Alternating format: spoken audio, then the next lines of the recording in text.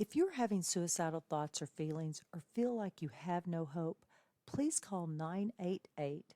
There, you can talk to someone who not only cares about your story, but cares about you. Please reach out today. Thomas P. Murphy once said, "Minutes are worth more than money. Spend them wisely." At Minutes Wisely, we take that to heart. Our mission is to decrease veteran suicide by providing life-changing experiences for veterans, first responders, and Gold Star families. We believe that we can make a lasting impact by rekindling a sense of purpose and fostering community through sponsored tickets to sporting events. These experiences are not just about the game, they're about the moments that can change lives. A simple sporting event can boost joy and instill a sense of renewed hope and purpose for those who have served. Join us in making a difference, become a moment maker, and empower a veteran with rediscovered hope. Visit minuteswisely.com for more information and to get involved. Together, we can make every moment count.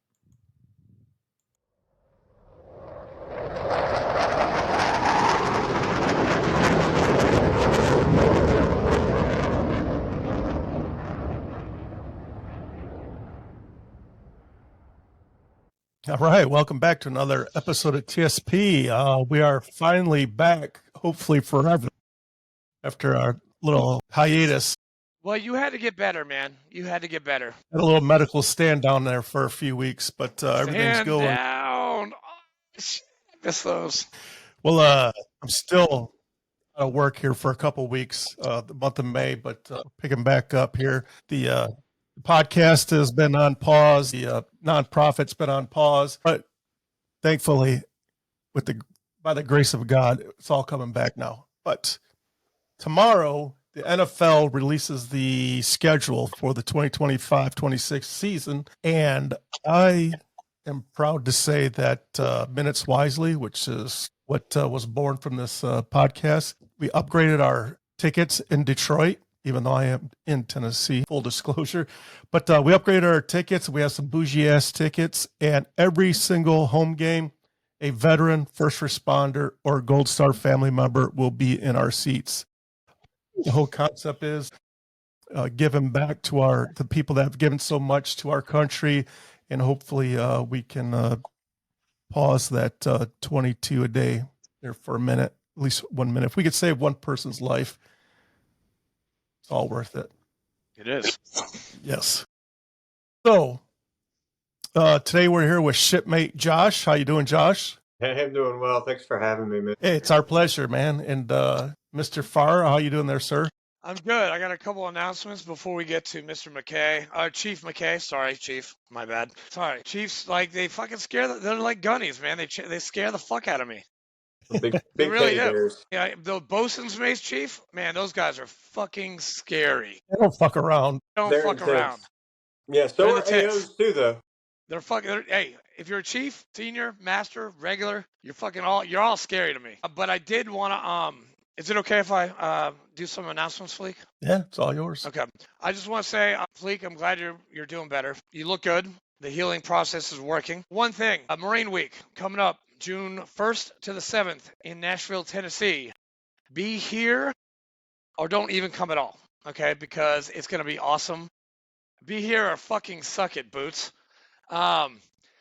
Second thing, Blue Angels. They're going to be in Smyrna, Tennessee, June 7th to the 8th. So me as a militia Ton Tavern commander for Murfreesboro, I will be there selling ice cream and water with one of my fellow boot campers coming up from Alabama, from where you're at, Josh.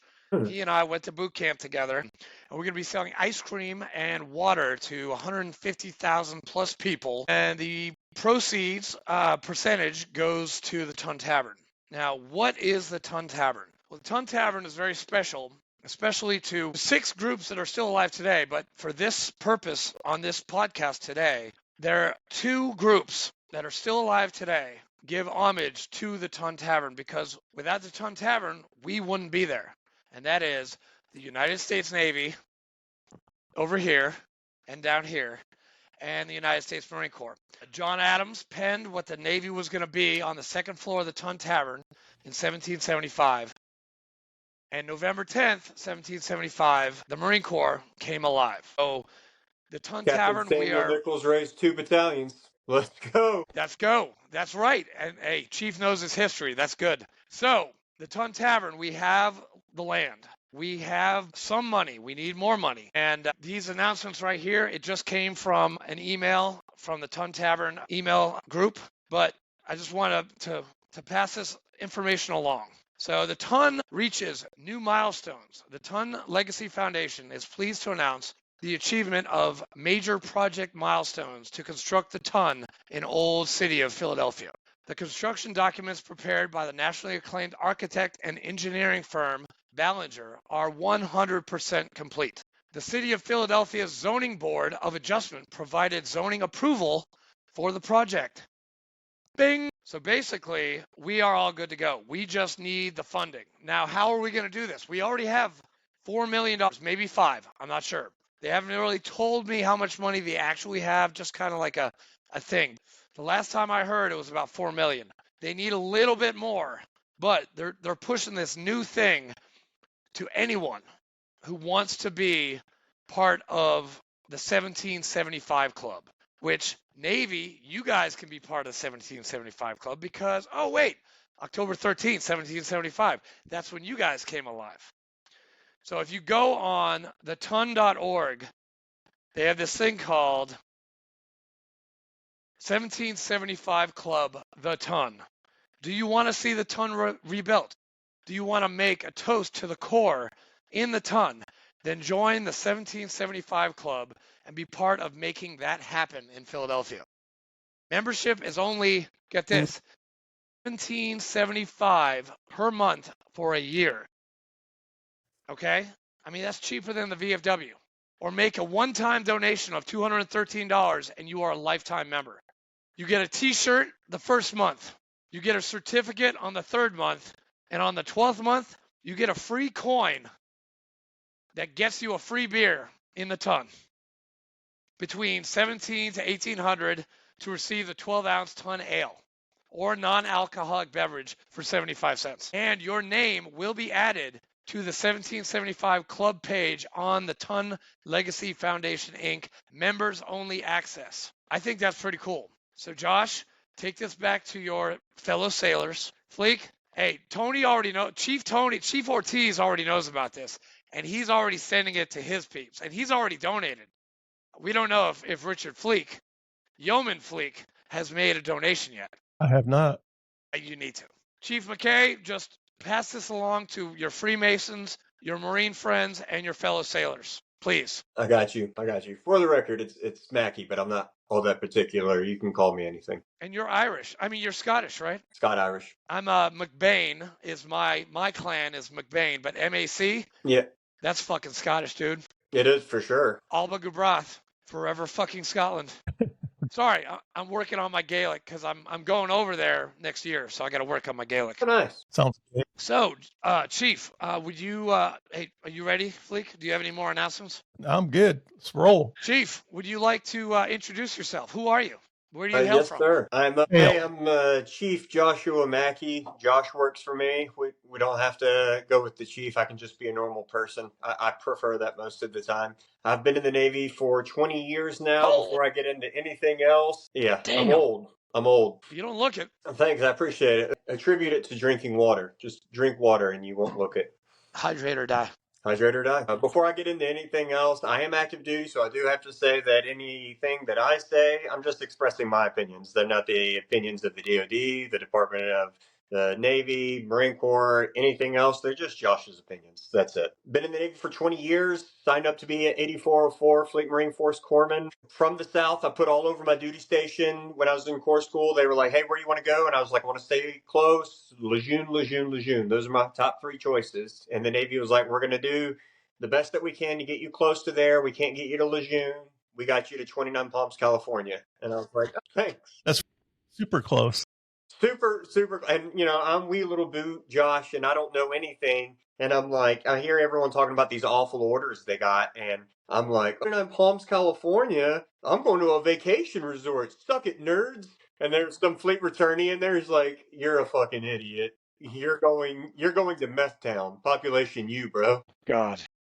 So went Ugh. to First Marine Division, spent 3 years there, had a blast, and that was the key contributing factor to reenlisting. I pumped out twice, and at the end, I was like, man, the military's got to be better than 29 Palms. I can't let this be my only military experience. And at the time, I had two beautiful daughters and my wife. My son came also, and so I want to be able to support them. The job market didn't look great, all these things combined, and I'm like, all right, so I'll take another duty station. I went to Pensacola, worked at the hospital there, had a great time working at the hospital, just met really some super impactful people like Dustin Horton, which I believe you know, one of the best Hi, Doc. naturalists I've ever met. After that, my mentor was like, hey, I was a little pudgy guy, and he was like, I don't know if this is like your thing. You are really stubborn and like headstrong. There's a recon unit that needs a corpsman over in Smyrna, Georgia. Do you want to go over there? It's a reserve recon unit, but they need someone. You'll get schooled up and do some cool stuff there. And I was like, well, I haven't been anywhere. I could not do that. Wow. And he's like, well, they need someone. So do you want to go? And I was like, sure. I went over there. That was easily probably the most impactful place I've met. That's 4th Recon, right? Yes, sir. 4th Recon Bravo Company. I've been past their barracks one time. I thought it was pretty cool. It was the best. People like Paul Weber and Troy Campbell I met over there, and just super impactful on like how I look is going to be the first thing as a leader that people judge me on, and holding the standard and ensuring like I can't lead from the front if I'm in the back sucking wind, and just all that kind of stuff, and these life lessons about just having zero quit. And I just loved it. Got schooled up, went to Jump, Sear, did pre-doc package, had a lot of fun while I was there. Continued the fun train, got orders, got hooked up to go to Special Boat Team 12 with Naval Special Warfare over in Coronado. Whoa. Deployed with them, had a really good time, got schooled up again, got to go to LA Trauma School and some other fun stuff. Then I've just been all over. When you hear people say, or if you've heard people say, like, I've had the worst duty stations, man, I'm the opposite. Other than 29 Palms, it's just been like since then. After that, I got to go to Camp Pendleton, swing with the wing, which was fun. It was another reserve unit that I was the active duty component for, and had a lot of fun.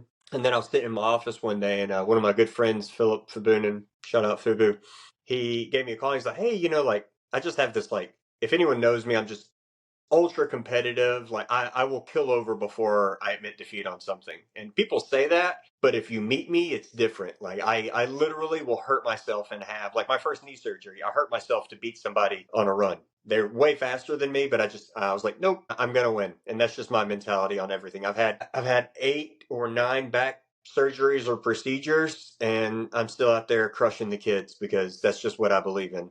Jesus. I can't succumb to injuries. I can't be weak. How old are you? I'm 41. Holy fuck. He's 6 years younger than me. And look at him. He's an Adonis. Fuck.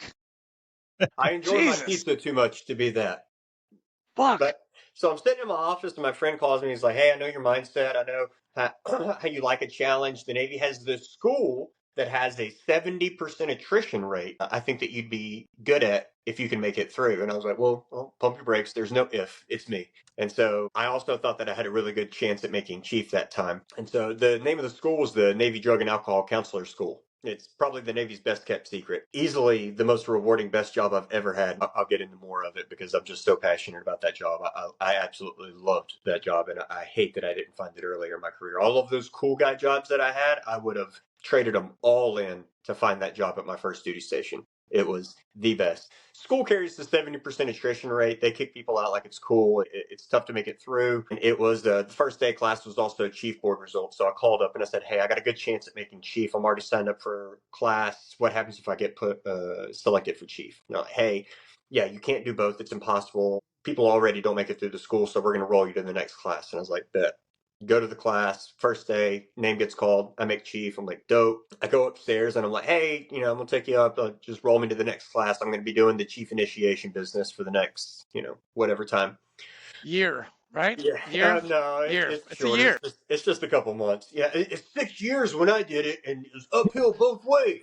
They used to hit us, closed fist in the face. It was worse than sear, guys. So I go up there and tell them that, and they're like, okay. And they go discuss something, and they come back, and they're like, actually, the CO wants to just see if it can be done, so they're not going to roll you. I was like, oh, but you do understand I have to be at two places in the same time, and you're both giving me a full workload. It is. And she goes, oh yeah, it's physically impossible, and they're just going to have you do it. I was like, okay. Anyone else? My wife was so, God love her. Like, shout out to my wife, Brandy, the most loving, selfless person, just biggest cheerleader, supporter, and my even kill person. That she was so mad at me because any other person would have been like, bet, first test, A. Hey, I failed. Kick rocks. And I just don't have that in me. And so I killed myself to do both. I ended up passing both, and it was at the expense of everything. I mean, just I was hanging on by a shred. I was like filling out job applications to join the 22 a day. I was like, this is terrible.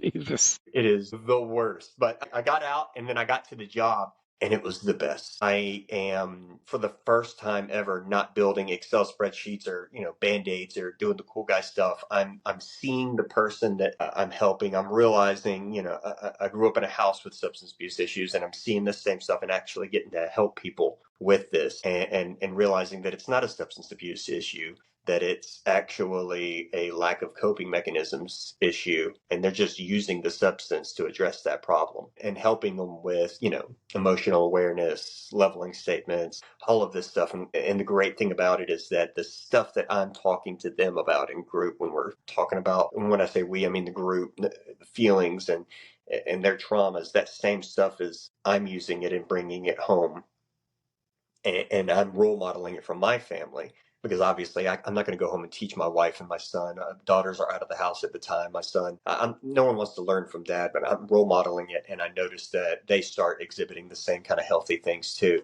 and that was the best. Like small, I could go 8 podcasts deep about this stuff that I teach you there and talk about in group. It's small example is feels like. And this is such a stupid little thing, and yet it's the best. I started changing the way I talk because that's what they taught me in school, and I start getting the patients to do the same thing. I can't go outside and say it feels like it's going to rain, because that's an emotional word. I need to put something emotional there. So if I'm going to use the word feels like, an emotion needs to be there. So I can't say it feels like it's going to rain. I can say I feel happy it's going to rain. I can say I feel excited it's going to rain. And if I can't find the word for it, then I need to use the word thinks, seems, or believes. And while that sounds really silly and ticky-tacky, what it does Nope. is it improves my emotional awareness and my Yep. emotional IQ. And then what does everyone want? I believe everyone essentially just wants to be heard. And so that's helping me get heard. As corny as it, I know I sound like an after-school special right now, but I love this stuff, man. And I'm like actually letting people know. And for the first time ever, my wife is hearing my emotions and where I'm at. And guess what? When guys are like, oh man, I don't know what women want. I don't want this. And then I start actually keying into what they're saying and not trying to fix it, and being a better listener, I'm like, oh man, she is telling me. That sounds very similar to this thing. Me and Fleek have a friend, fellow Marine, and he is teaching. It's called NLP, which that sounds exactly like neuralistic programming right there, changing your words, how you talk to someone. Yeah, for sure. I'll give you another example just because it popped up. I statements. Yeah. You just said how you talk to people. How I talk to people? Because that's what I would do in group. If we were all in group, and when I say we, I mean this group, and you said that, I would tap my chest, or I would go, how I talk to people? And it's a trigger, how I talk to people. Now, why is that important? That sounds silly, Josh. It's easy for me to say, hey, you guys know when you were growing up, your dad used to beat you? Now, if I say, hey, I know when I was growing up, my dad used to beat me. Now I got to own that? That's terrible. And my whole life, I've been practicing, hey, when you go down to the store, hey, you guys know when you do this, I'm separating myself from all of this stuff. And when I start saying I'm actually owning it. And it's so much closer to me now. And people are actually understanding. And it's more impactful when I use these I statements. Chief, Jocko would be so proud of you right now with the echelon front and the ownership, the dichotomy of leadership and owning your stuff, because that's what Jocko. I mean, I don't know. I listen to a lot of Jocko, and Yeah, he would for be sure. very, very. And you probably even fucking met the dude. being over there. You didn't get to meet him out there in Coronado? No, I didn't meet him. Damn, I'd love to meet that motherfucker. Yeah, me Sorry, too. sir. Didn't mean to call you a motherfucker. If you're listening, which he he's won't. lucky he didn't have to meet me. I'm just kidding. He didn't hear me, did he? I'm owning that, Jocko. I am. I'm owning it. Dude, no, Josh, that's really cool. I could honestly go on. It's so many little intricacies with the language, like I warned you, this is my biggest soapbox. I was just talking to an applicant that I'm working with now about this, but anger being the secondary emotion. That's the other thing, because what Keita is, she was telling me something about being frustrated, and I was like, hey, humor me for a second. Have you ever heard anger is the secondary emotion? And she goes, no, explain it. All right. I don't really feel angry. I mean, sure, yeah, I feel angry. It's there, but that's not really what I'm feeling. That's the safe emotion. What I'm normally feeling, I'm feeling scared, I'm feeling hurt, betrayed, something like that, afraid, that's not safe, that's vulnerable, and I don't want to tell people that. And so what do?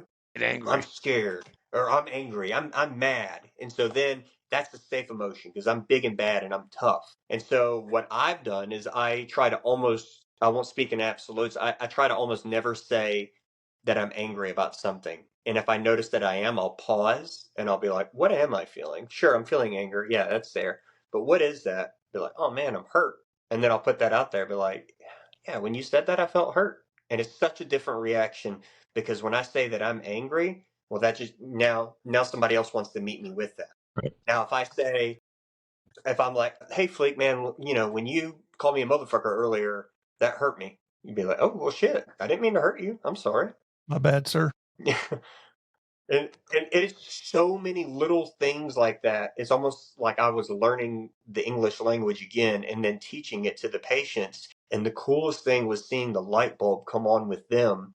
And towards the end of the group, like my 5-week patient in their last week, they would start correcting the other patients on their I statements or minimizers, maximizers, or all of the different language things. And they would start using leveling statements and letting people know where they were at. And I was like a proud dad, like, oh.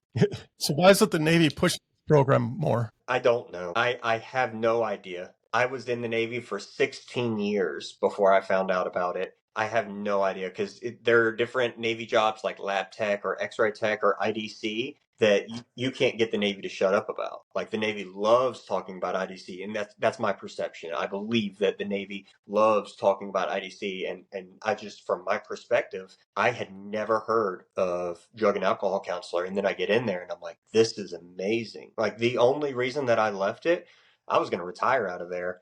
And then I had a year left and I was geo-batching because my son was back home and I didn't want to move him colleges. So I moved him and my wife home. I'm a big family guy. And so I was missing them like crazy.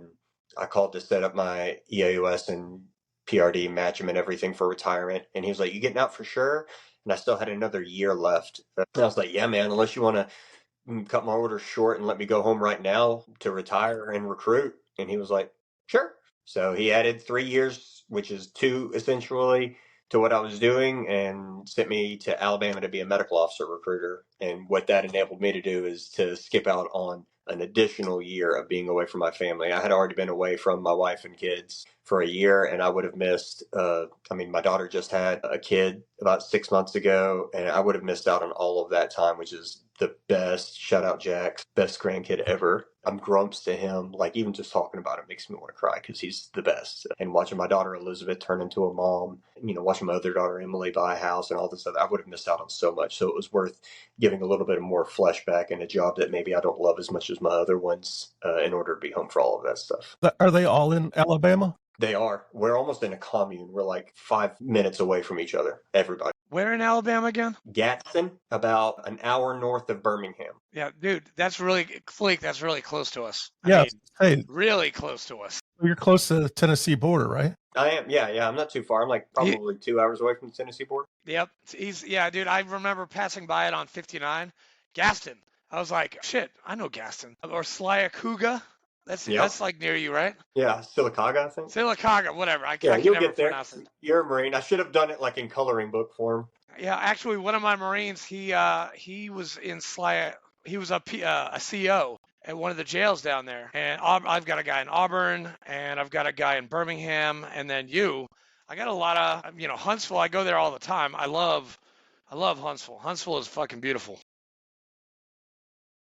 Yeah, it sounds like you got a lot of guys. I do got a lot of guys and a nice wife too. Thank you very much. I wasn't saying No, anything. it's okay. He was It's trying to do like 2025, man. If you're happy, I'm happy. I'm very happy. Yes. Okay. He's funny. He's fucking funny, dude. Quick. He's fucking funny. I honestly think because that counseling job is so reactive, which is what I also love about it. I went to college on an acting scholarship before I joined the Navy. My brother did the whole, he's the funniest. My brother ruined comedies for me. I don't laugh at most comedies or funny videos people send me because I grew up with the funniest human alive. He did the whole, there's a feeder group into SNL, and he did all of those classes for the Sunday company and made it up to that level. He didn't make it to SNL, but he made it like just a couple of notches before that. But we were both very quick growing up, and I think that skill is the only reason that I passed counselor school, because I had some innate abilities already present that I could just kind of lean on while I was there, and it just barely got me through. I graduated like double probation, about to get kicked out. You shouldn't be here. But what do they call the last graduating doctor in doctor school? Doctor. A doctor. A doctor. A doctor. Yes. How old were you when you did you go to Great Mistakes? I did, yeah. I went to Great Mistakes for core school and boot camp. And how old were you? 21. Okay. See, I did the same thing. I graduated from college, then enlisted in the Marine Corps, which, by the way, I did get in trouble for drinking. I was 26 when I joined. So I was a little But you joined with the college at degree? 26 years old with a BA in classical studies. So I took Latin and I took Greek and I took philosophy and I did all that shit. Huh? What'd you say? He's a Marine. He's not that smart. Yeah, I was like, why didn't you go officer and make 2 times as much money? I've been saying that ever since Well, and I've told this many, many times. I wanted to be a Mustang. I wanted to do 4 years and then jump over because Mustangs get more respect. But we were deployed. Without a shadow of a doubt. Yeah, Navy. And I met I was at my college reunion in March, and I met 3 Navy Mustang officers, and they were the coolest motherfuckers I've ever met in my entire life. They always are. But I had 3 deployments back to back, so I didn't have enough time back in the rear to go to OCS. Like, you needed 12 months. I got 10. That workup for the MEU, 29 Palms, which that was my second time being at 29 Palms. Isn't Lake Bandini the best? No, it's not the best. Dude, we were at Camp Wilson the whole fucking, dude, Horton was there with me at Camp Wilson. It fucking sucked. I hated it. It was terrible. So you liked Camp Wilson? Continue. I did like going on base, like the actual base of 29 Palms, because your chow hall was fucking out of this world. Like, flat screen TVs, a huge ass fucking salad bar. I mean, I was like, holy shit. Couldn't tell you, we were always in the field. We went for 1 day, but I was always in Camp Wilson. Couldn't even tell you what Camp Wilson was because we were always in the field. Were you, like 410 Alpha, like Machine Gun Hill, like... The Quackenbush, Slavic Lake. Oh, yeah, okay. Like, in the field. We just lived there. I think it was my second week, and I was the only corpsman with them going out to the field, and we were out there for a double CAC. So we were there for 60 days. And I had, all I heard about is the field. And I don't know what the field is. And then I get out of the back of the Humvee, and I'm like, and I don't know anything. And they're like, all right, Doc, make your rounds. And I'm like, I really hope no one gets injured because I don't know what I'm doing. I have no senior line there to help me. When were you with CACs? What years? 05. Okay. I had just come to my unit and they had just came. 38 had just been at 29 Palms because I got there in, let's see. No. Totally missed it. Yeah, that's right. So yeah, 38 had just been and did a whole thing at 29 Palms. Yeah. And then we went to Fallujah, and then 2006 I was in 29 Palms that winter, like November, I think. Yeah, we were probably there together. 06, actually, no, I'm sorry. 05 is when I joined. 06 is when I made it to 29 Palms. Probably Memorial Day weekend was when I made it over there. I remember now. Yeah. Because it was a 96 in true Marine Corps. This is my, I believe first impressions are like the biggest, and I think a lot of people do. My first impression of the Marine Corps was so perfect for the Marine Corps. I checked into the duty hut, and who gives a shit about boots? Nobody. They're Nobody. Human filth. Like that was my anytime when I was with NSW, when I was with Naval Special Warfare, they're like their boots. They call them new guys, but their boots would be like, out of line or whatever else. And they're like, I don't know what's wrong with this guy. And I'm like, I'll tell you guys what's wrong. You treat them like people. That's what you're doing wrong. They haven't been in the Navy at all yet. They're subhuman filth. Why are you even allowing them to have a name? And they're like, Jesus, Doc, calm down. But that's just my raising. So I check into the duty hut. And I'm like, I need a barracks room. And for me, when I'm traveling, especially like I've been in schools, I've been on the move. All I want is my barracks room. I just want to unpack my sea bag finally. I finally want to unpack. And they're like, and it's not a big deal. It's just 3 days or 4 days in the grand scheme of things. But I got there right as it started. And they were like, the barracks manager's out until the 96 is over. So just stay on the first deck lounge and sleep on one of the couches for the weekend. Man, that's awesome. It's not the worst thing, but it was just like one more thing. And it was the perfect introduction to the Marine Corps. And the Marine Corps did not disappoint the next 3 years. Who were you attached to when you were with the Marines? I was with 3rd Battalion, 11th Marines. Who? 311? 311. Oh, the artillery, right? Nice. So we had to, I mean, that's why we lived in the field. Infantry needs to practice calling in for fire. We go to the field to support them. New pilots got to do it. Go out to the field for them. But we got to do our training too for our stopping and whatever else. We go out to the field too. And then all of that training that we do, we deploy to Iraq as what? Improvised infantry, because no one uses artillery anymore. And I know there's going to be some history guy that watches it. And he's like, well, actually, they use artillery. But like, beat it, nerd. No, they don't. Like, calm down. Hey, Yes, Josh, sirs. for you. I just want to know the difference between the mess deck and the Chief's mess. Ooh, good question. I will say, unfortunately, you are asking someone that is a bad sailor. I've spent more time in the Marine Corps than I have in the Navy. I love the Marine Corps. I've done very few. Greenside. Yeah, I've never been stationed on one of the big gray floaty things. So all I can do is tell you hearsay. And hearsay is that the mess deck is for gin pop and the Chief's mess is Scumbags. hey, I'm not going to call them scumbags. They already know what they are. And the Chiefs mess is just a step above. It's something that the Chiefs believe that they have earned, and they keep it nice in there, and there are some luxuries afforded to them. And you just wait. Let's go back 1 second. You've never been on one of those big gray floaty thingies? So words have meaning. I said I've never been stationed on one. I was on the first Mew. 30 worst. 30 worst, baby! 30 worst. I was on the Juno when it was still rolling around. It was actually made out of wood and duct tape. Yeah. Nice. It was awful. I have no recollection of being like a sailor, though, because I was with the Marines. So we were ship's company, which means what? I sleep all day and then I go to the mess deck and I play spades and take the sailors' money because I am Smoking lamp is lit. absolutely dominant at spades. I cannot be beat. And don't start.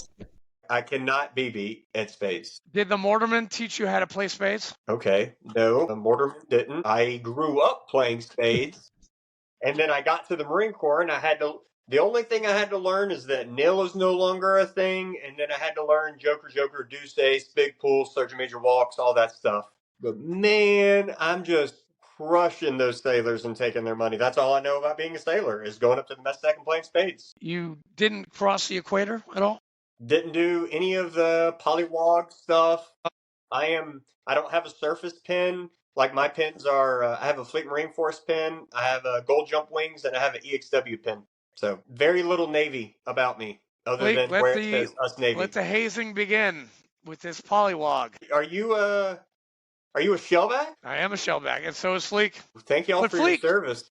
But Fleek is really, actually, you should actually thank Fleek more, because this motherfucker was on the USS Carl Vinson chasing down and killing goddamn fucking Russians in '85. I don't know how many killings we were doing, but we're chasing them around. Yes, we sure chased them. That was that's his story, and that's like the coolest story I've ever heard. Okay, that's intense. Ramadi, Fallujah, yeah, okay, yes, it was hard, but I didn't chase down no Russians. Okay, I would have given my left nut to chase down some Russians. Yeah, that's something else.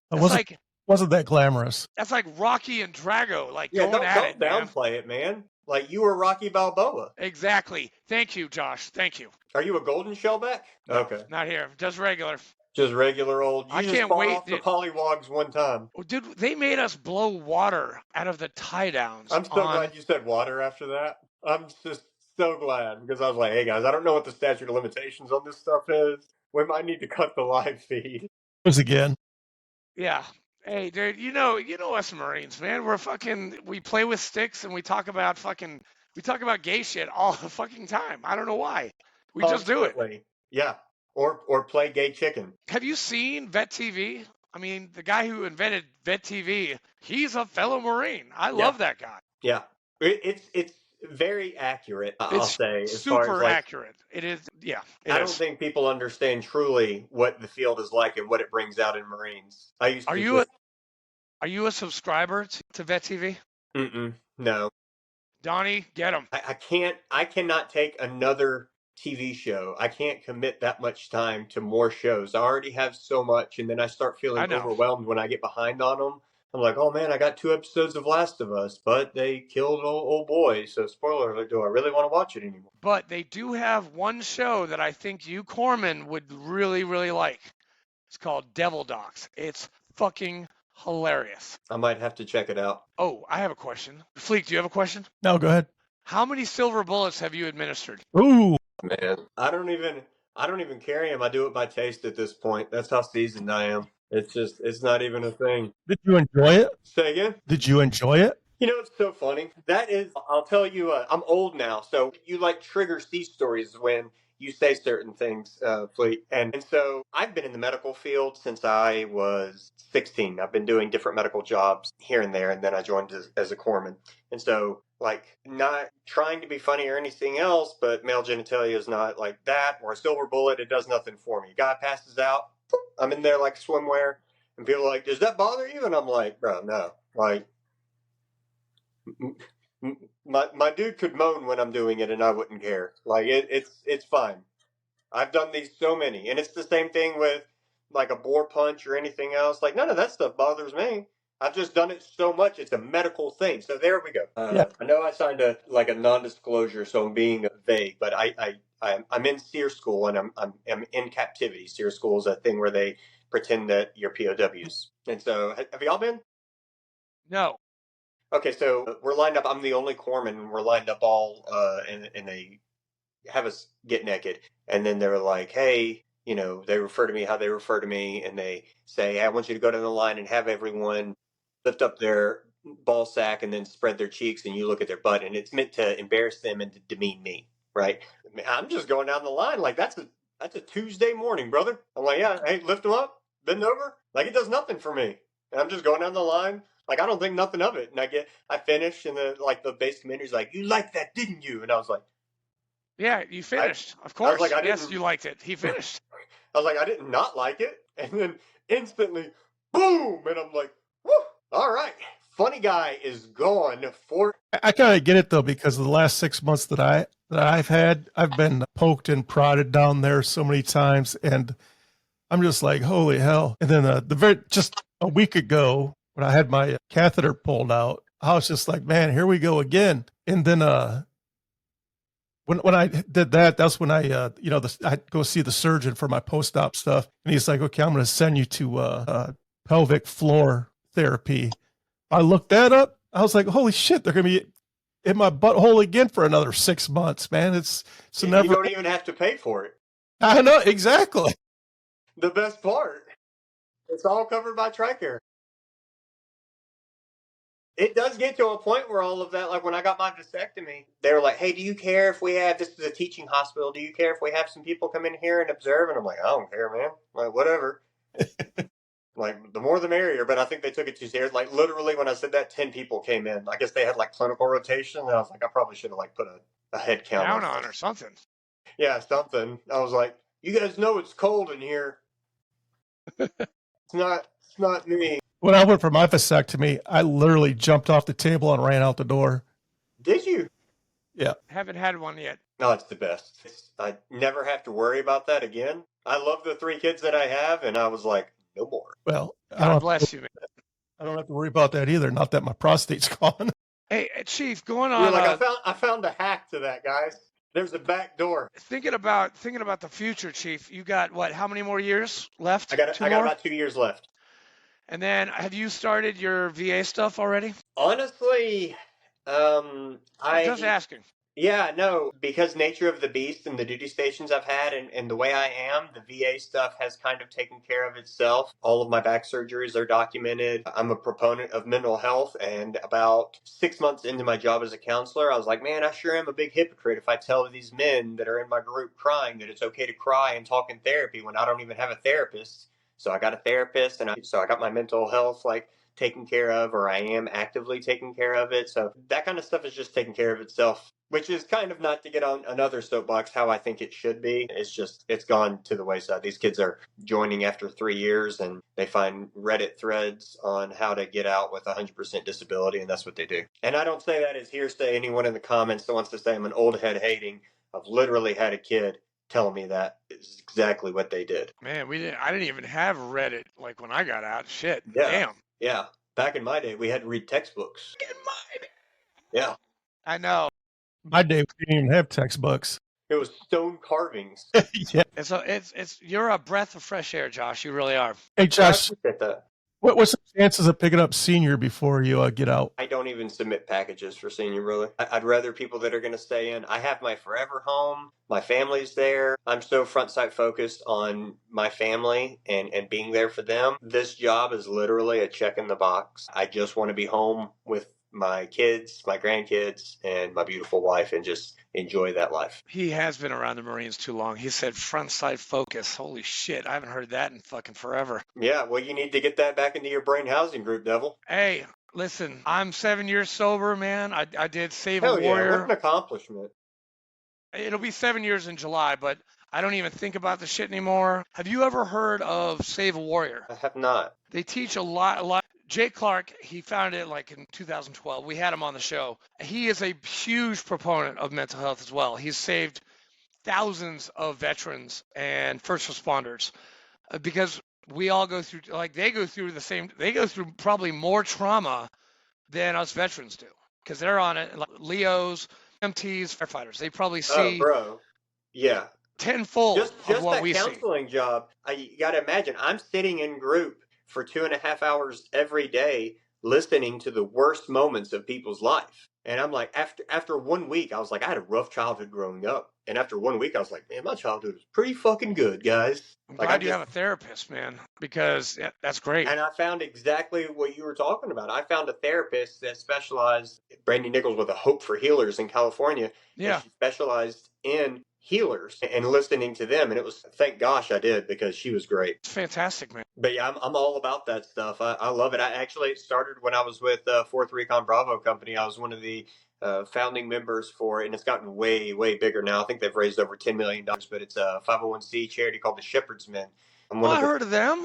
Yep. Yeah. I'm one of the, I think we started with 8 members or 7, but I was one of the first ones that started that. No way. Yeah, I was, and we ran 22K a day we ran 13 miles a day with 22 pounds on our back. So we did it in flak jackets. And the first one we ran from Atlanta to Washington, D.C., and the second one we ran from New York back down to Atlanta. And it was to raise money for the Shepherd Center Share Initiative program, which is a TBI treatment facility. It's an inpatient treatment facility that, even though TRICARE only covers like 10 cents on the dollar, they incur no expense to the service member. And yeah, it was the coolest thing. Yeah, you guys are legit, man. I wouldn't say I'm very far removed. I moved to California, didn't have time to keep up with it, and it just turned into this big snowball, which I'm super proud of. Travis Ellis is still hitting it hard all the time, and they're still doing events constantly. They just did one in Baltimore this year. Awesome. Are you an LCSW yet? No, I would have loved it. I'll tell you, I'm a true Marine at heart. I got my bachelor's degree, and I just could not stomach any more college. And if I had an ounce of like a desire to do schooling, I would do my LCSW because of how much I love that job.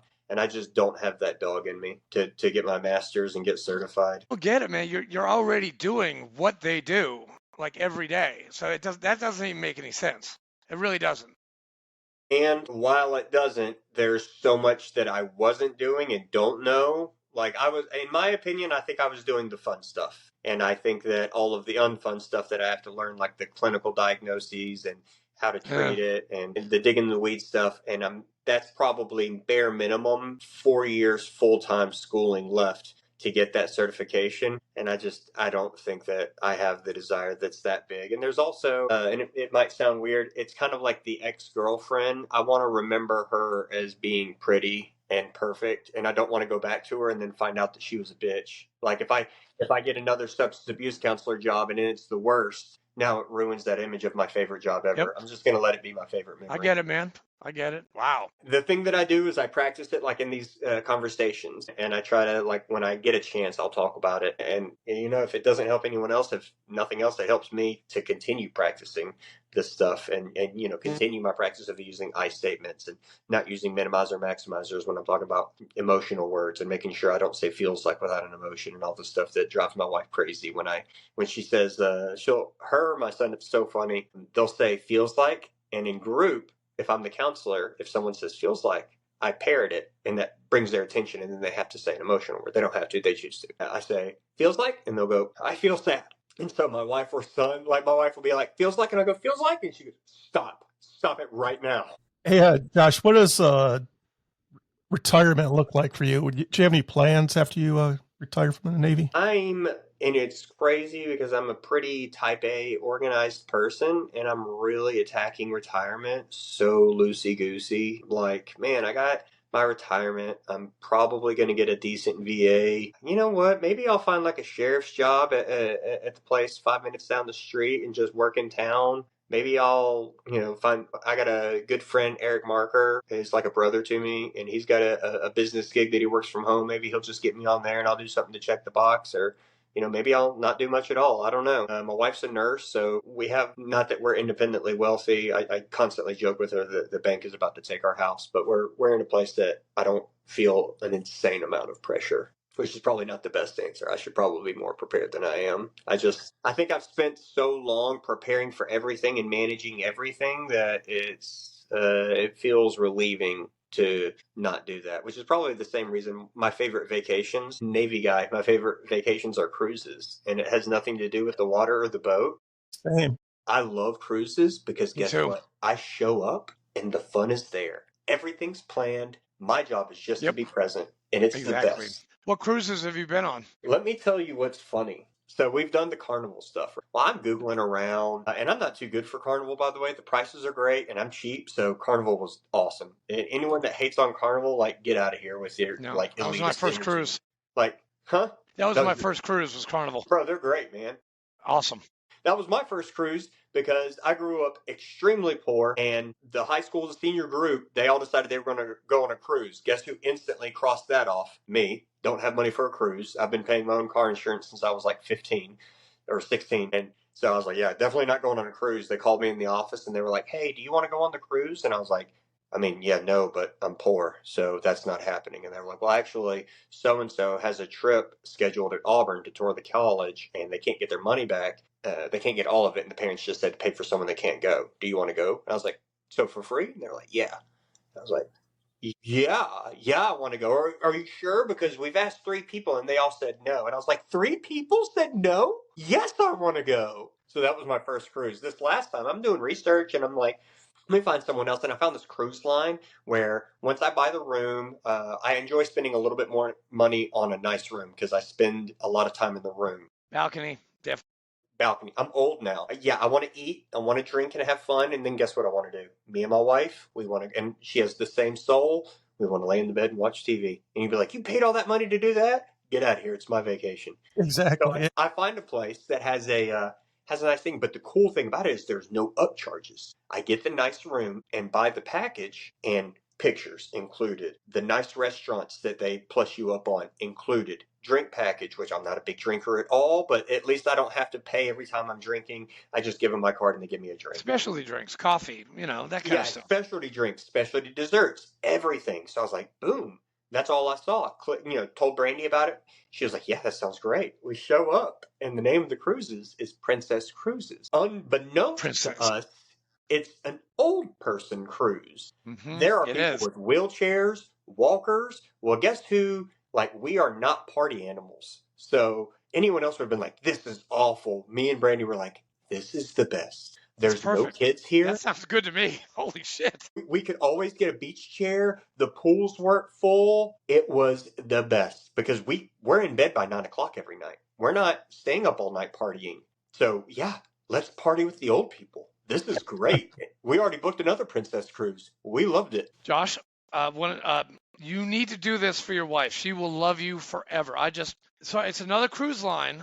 I mean, we've been married for 20 years, so I've probably done it. Viking River Cruise? Cruise. Okay, go ahead. A Viking River Cruise. I've heard of Viking. Dude, I went with my wife. No children are allowed. Yeah, None. super No children. Yeah, my youngest is 17, so that phase of life is gone for me. It is, you get coffee, you get espressos and cappuccinos 24/7. You get awesome meals. It's a little expensive, but I went to like 4 countries in 7 days. I mean, we went right down the Danube.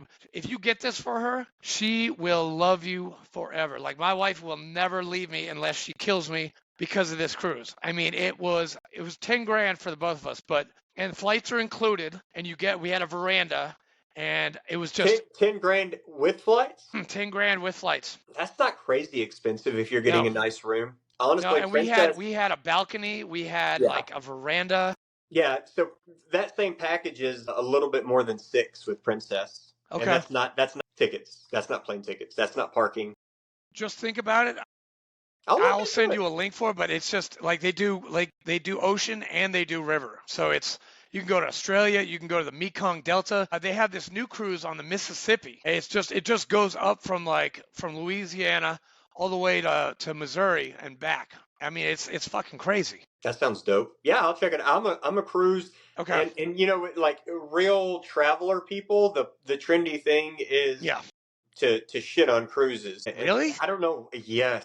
What? Yes. And I don't know why. And I'm like, you can't shit on my cruise. I love it. All I do is show up and they're like, it's so tacky, or diseases are going to be there, this and that. I'm like, well, I've been on like 3 or 4 of them and I haven't gotten sick. Like maybe you just have a weak immune system. Yeah, Viking, we didn't hear that much because it's all cool. Like, and you get an excursion with every place you get off. You get an excursion. That's excursion included, that price? Yeah, that's not. You get 2 free exclusions at every, like Regensburg, Vienna. We had 2 free excursions. Budapest, Krems. I mean, it was. And then you go the other way. You go up to Amsterdam. I mean, it's fucking dope. Yeah, I mean, we have a couple of things booked, but that's gonna be the next cruise take your time. On. Yeah, that sounds awesome for sure. I'm so glad that you love. Like, I did not like after my Navy cruise, I was like, yeah. I mean, I didn't really. I was like, okay, well, why should I cruise? I've been on a ship. I know what it's like. Totally different. No offense, Navy. No offense to my Navy sailors. Yeah, you can't even compare them. You don't have to. You don't have general quarters. You don't have man overboard drills, except for one, and it lasts 15 minutes, and that's it. And you never have to do it again. You have your check-in safety brief, and I mean, I'm such an old soul because I just love cruises. I mean, that's why it was just so funny when we showed up. There were people that, you know, wheelchairs that had no business being there that were on the cruise. Like, that was the entire environment. I think we might have seen 2 kids the entire time. It was the best. Where'd you go? The trendy spots. Eastern Caribbean stuff. Okay. Nothing crazy. Just little souvenir tourist trap places. DR, Puerto Plata, frickin' Aruba, all that stuff like that. Or it might have been Western Caribbean. It was honestly, to me, sure, it's nice to get off. I could just sail on those cruises and I'd still be just having a blast. My wife's the same way. Hey, I have to ask you, because you're such an avid cruiser, what do you think about those, like you buy an apartment on a cruise and you live on it? What do you think about that? Seeing that. I know. I mean, right? Yeah. If I had no one, I think it would be great. If I had no one, but I just anyone that has anybody, it's just not a feasible thing. But I've been seeing like the little TikTok videos or like whatever else, and people are like, could you imagine living on a cruise all the time? And I'm like, yeah, I could. Yeah, I could. Oh, that was the other thing that was included in that Plus package with Princess was free room service, unlimited free room service. And so I was just constantly like one after another. I know they hated me, but I'm so cheap. If I pay for something, like I'm getting it. And so You're just getting all of it. constant, like, Yeah. hey, peanut butter and jelly sandwich, send it down. Take a You bite, made them throw it make away. you made them make you a peanut butter and jelly sandwich. Yeah, and toast the bread, motherfucker. Like, don't skimp. I have never done that. I mean, I've ordered, but I would never do that. I mean, I would do something fancy, but like not a PB. I That's go up and awesome. I eat at the restaurants for the fancy stuff. It was great. We loved it. Sorry, we could do a whole other episode about cruising. Oh yeah, cruises or sports. You could Josh, probably trigger I me to just talk forever. found your next after you get out of the Marine Corps, the Navy. Sorry, because you're green side. Sorry. Thank After you. you get out of the Navy, you should go be one of those like cruise critic guys. I should. Like just go on cruises and be like, yeah, don't go on this cruise. Oh yeah, this cruise is okay. A little And just- travel agent action. Yeah, do all the tips and trades of cruising Carnival or Royal Caribbean or Norwegian, which I haven't been on. I've been on Royal, been on Caribbean, Carnival, a Royal Caribbean and Carnival, but I've not been on Viking, but I've not been on Norwegian yet, so I don't know what it's like. You know what's funny is I picture someone like tuning in to the military podcast, and they're at like minute 20, and they're like, "Are these guys gonna shut the fuck up about cruises? Jesus Christ!" Hey, and the answer is no, nerd. We're not. Nerd. Oh my God, you got that from Parks and Rec, didn't you? Suck it, nerd. I've been saying it for years. Really? Also, Okay. And also, yeah, I do love Parks and Rec. Oh, I do too. 999. They're great. Dude, Horton said I'd like you, and I do. I do like you. I like you. Okay. Hey, I thanks. do. I appreciate it. I like you as well. My wife has always joked, and my son has the same personality. He's probably why he's following in my footsteps. He's joining the National Guard, which I'm super proud of. I think He's joining what? the National Guard. Whoa. Yeah, and so I'm like, he's the same way though. We have the same personality. My wife's always laughed. Like she worked at the hospital before in Camp Pendleton, and they'll be like, "Oh, I know your husband," and she always braces because she's like, "People either love you or they fucking despise you." And I'm like, "Yeah, that is accurate." Hey, Fleek, I get that too. I have a lot of haters. Yeah, A lot of fucking haters. They have a whole cabinet. I have more haters this year than in. Well, I wouldn't say that. I think a lot of that is you because you can't let shit go. Hey, that's the pot calling the kettle black, sir. I let shit go. No, you do. You're better at letting shit go than I am. I'm not. Like if you do me wrong and you do me dirty, you're gonna fucking hear about it for a long time. I've gotten better at that because of the previous job. I'm like, if I'm going to tell these people that they deserve to be forgiven for their worst moments, I can't be as vindictive or like I'm holding this grudge forever. So I have gotten better at that, and I do think that's a blessing. The reason I have that personality trait, and I was kind of surprised that I did get chief because of that, is at every rank I've had, to include my current one, I have been told you're mouthy for X rank at every rank that I've had. And I'm like, and always I'm defensive and I'm an arguer, so I'm like, I'm not mouthy. I'm just giving you back the same energy, and you don't like it. Don't be mad at me because you wanted to be cute and I got cuter. Like, this is your fault. You walked into an L-sided ambush, big dog. Dude, Yeah. Fleek, doesn't that sound fucking familiar? That really, really sounds familiar. As soon as they open their mouth and open the door, you can see me setting the claymore. I'm like, this side towards enemy. All right, and we're good. Josh, we are ready. Are you ready for your questions? Oh, I'm you're ready, ready yes, for your. sir. Okay, so give me a 1 through 10 and not 7. I Give have me a number. It's going to be good. Number one. Ooh, have we ever had anyone do number 1? Nobody's ever picked number one. Nobody. I think I you're the have to pick first. number one because that's my goal in everything is to be first. I have to.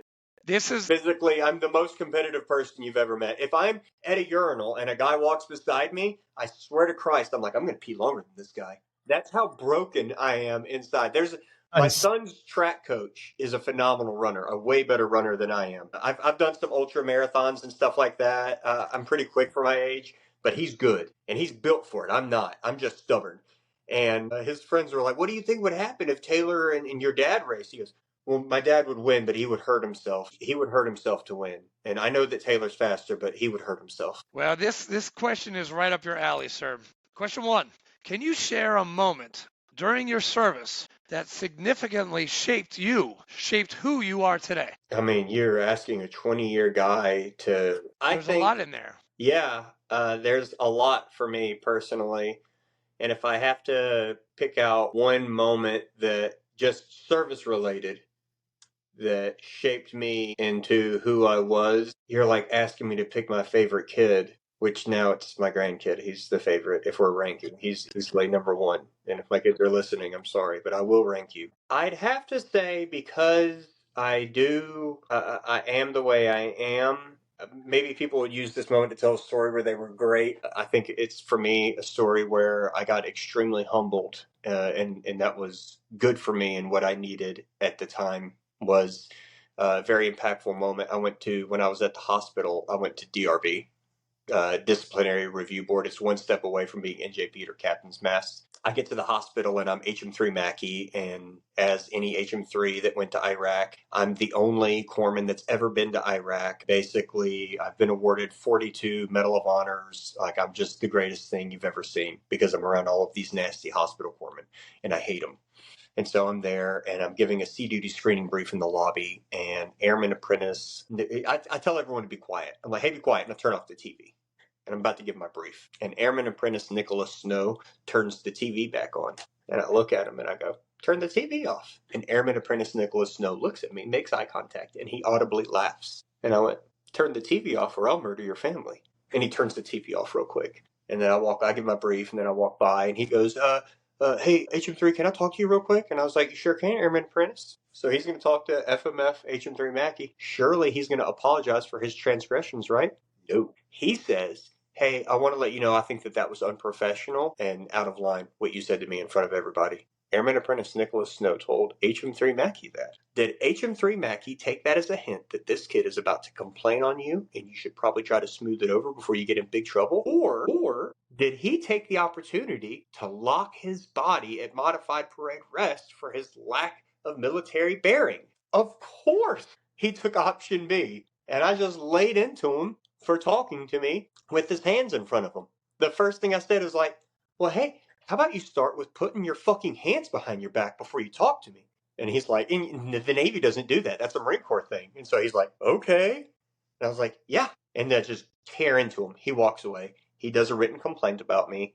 And I'm like the EP stud, like I'm going to promote well. They're like, my ALPO at the time hated me. So he wanted to make sure that went as high as he could. HM2 part, and I'm sure he promoted later in life. He might even still be in. It's on site if I ever see you. Like, literally, we'll go to my deathbed not liking you. So I'm not completely fixed on the holding grudges thing. Anyway, I went to DRB after that, and it was a very humbling experience for me. I'm in a room with a bunch of chiefs, and they're calling me every name, and I got thick skin. I grew up in a rough household, and so I got thick skin, and there's just certain things that I remember. Like, one of the chiefs was like, hey, I don't know where you learned to talk like that, because it sure as hell wasn't the Marines. And I was like, well, can you help me remember the cadence? They were going to rape, kill, pillage, and burn, and then they did something with the babies. Can you help me? Oh, it was eat the babies. Do y'all want to hit a couple of verses of the S&M Man for me? No, I guess I'm just making all this up, but I can't say that. I have to eat it. Another chief was like, you're a terrorist. You're a terrorist. And that was one of the ones that I made a mistake of making a face. I went, and he was like, no, that's a terroristic threat. That's what you did. So I take it, and I think I'm about to get Captain's Mast the next day, and my senior chief was looking out for me, Senior Chief David Lockhart, and I didn't, but it was a humbling experience for me, and I think that I needed. There's a couple of moments like that, having a run-in with a gunner and not knowing what a gunner was and trying to pull his card in front of everybody, which was a giant mistake. Things like that.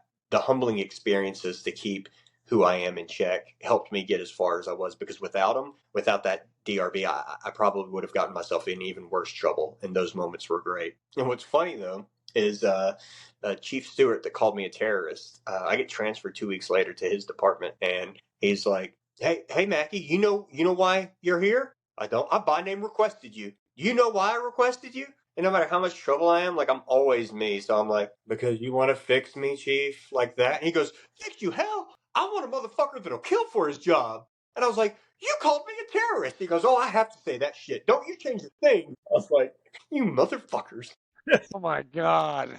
That's awesome. Wow. Well, Josh, that's you. This has been awesome. Fleek, do you got anything more? No, but I just want to reiterate this podcast here We've been doing it for 4 years now, and it spawned my nonprofit that I started, Minutes Wisely. And like I said, I have season tickets to the Detroit Lions. I was started off in the nosebleeds. I'm like right down in the action now. And I know that you mentioned sports earlier. So if you ever want to go to Detroit for a NFL game, let me know. But you have to give me lead time so I make sure I save the tickets and get a hotel room for you. But you'd be more than welcome to. I appreciate Hell that. yes. Pass it on to somebody. I appreciate it, though. I couldn't take something like that. I think it's awesome what you do, man. The podcast and how you immediately you show no greed and you pour everything back into things. I've heard about you too. Dustin was actually just talking about you yesterday, how much you're involved. I already knew the Ton Tavern, battalion commander, whatever. The way that you stay involved with the community is just first class, man. So many people get out and they forget it or they go into their hole and find comfort. And for y'all to continue to, seek battle and get out there and do that, I think just hats off to you. It's freaking awesome. Thanks, Chief. It's just, I needed, you know why? I needed, like, both me and Fleek, we needed a purpose. Yeah, for sure. And my purpose was in line with Fleek's. And he asked me, he's like, Andrew, you want to help me with this podcast? I was like, yeah, sure. I'd never done a podcast before. And I'm like, yeah, dude, I'll just be the comic relief, or I'll be your, like, your wingman. I'll be Iceman. Or Maverick or whatever. I don't know. Whatever that metaphor is, I'll be one of them. And I was like, yeah. And I feel, I am happy to hear the stories of our veterans. I haven't known happiness for a long time. I was a drunk. My dad was Navy lieutenant commander. He committed suicide while I was in boot camp. Sorry to hear that. That's all right. He's up there having fun right now. He's looking down at us and he's like, wow, you guys fucking really can go on forever and ever. Kill this podcast. Stop talking. He's like, you guys really love cruises. Jesus. You guys really love cruises. But no, like, and then, I had a lot of shit going on and Fleek and, I got a lot of help from Irreverent Warriors, which hopefully you've done a Silkies hike once in your life. I think I've done more than the Silkies hikes. The miles we piled on with the Shepherd's Men. Yeah. Well, yeah, of course. I mean, like IW, VFW, like a lot of these organizations have really helped. And then a couple of them, I'm not going to name, but a couple have turned their back after all the hard work that I have done for them. But it's okay. I am trying to get over it. Fleek it's been a long process, and I've now found like my niche, and this Ton Tavern thing is right there with me. And I want to spread it to everyone I know, and I want to lift people up, and just like what you're doing, Josh, with how you lift people up. And it's just amazing what you do. And I'm going to give you online right now, I'm going to give you a Bravo Zulu. Thank you. I appreciate that. I'll take the Bravo Zulu. I never got one, but I'm going to give you one. I have these, I'll make sure I'll get your addresses, but I have these little Bravo Zulus that I'll give the sailors. And then on the back, it's my face and it says good shit. No way. Oh my God, that's amazing. I want one. No, you got it. Oh my God, I'll pay you for one. Shit. Yeah, definitely one too. I'll send you. Sure. I'll send you Fleek. I'll email you and I'll send you Fleek's address, and I'll send you mine too. Yeah, for sure. Hey, before we get off, do you guys mind if I give you some feedback? Yeah. We love feedback. You do? Except if it's bad, then. No, we love. Just so shut your mouth. You just triggered another conversation. There is no such thing as bad feedback. Feedback is a gift. Anytime someone's going to give me feedback, that's an opportunity to improve. The two different types of feedback are effective and ineffective feedback. But you pulled that string. That's your fault. You asked for that. Okay, I did. I pulled it. I just wanted to say I think that y'all are a well-oiled machine and an effective podcast co-host, as evidenced by when one person is sitting back, the other one steps up instinctually. There isn't too much comedy. There's a perfect balance, and it doesn't get washed away. And that's it. I'm about to cry right now. Yes, and yes, a Marine is going to. I'm tearing up right now. You see that? Go ahead. Cry, you little bitch. Do it. Those were oh my God. Aye, Chief. Aye, Chief. And that sounds so much better than I, sir. Like I, Chief. Does. I'd rather say I, Chief all day instead of I, sir. Man, dude. I appreciate y'all's time. It was an honor to do it, and y'all are I can definitely tell that your experience is a well-oiled machine over there. Thank you. And you tell, hey, we're still holding out for Dustin, okay? I really want him on. And I'm going to He hook has him up. he has an impactful story that I think not the trials and tribulations that he would focus on, but the perseverance and the never say die attitude. He's someone that when he gets right, he's someone to look up to, and he's just such a natural leader. He's a good guy. I'll reach out to him. You just mentioned, I mean, I'm going to send him a picture of the one I took. And I'm like, hey, get your ass on the fucking podcast. And in a nice way, though. In a nice way. Yeah. You'd be like, yeah, if you don't get on the podcast, Josh is going to get back on there and tell everyone about Talladega. Yeah. Okay. All right. But no, thank you, Josh. You have been a godsend. Thank you. Thank you. Do me a favor, stick around for a second so we make sure you're uploaded. Thanks, All right. Josh. Thank you. See you guys next week. See you, world. See ya. Peace.